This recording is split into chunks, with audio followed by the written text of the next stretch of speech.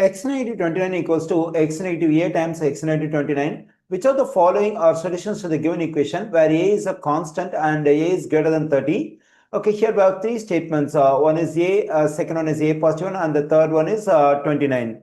Okay, now let me consider the given equation. Obviously, 29 is the solution for the given equation because when I plug in x equals to 29 over here on the left side, 29 negative 29 is 0. On the right side, when I plug in x equals to 29 over here, it will become 0. 0 multiplied by this stuff also will be 0. So x equals to 29 satisfies the given equation. So the value we have in the third statement, 29, can be the solution to the given equation.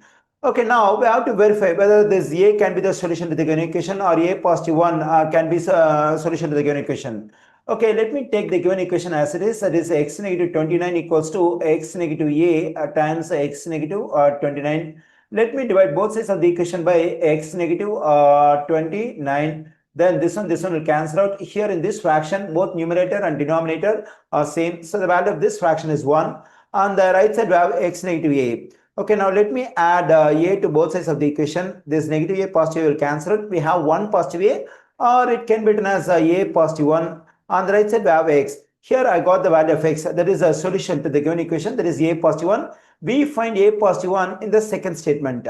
So in the given three statements, the stuff we have in statement 2 and statement 3 are solutions to the given equation. We find 2 and 3 in answer choice C. The correct answer choice for this question is C.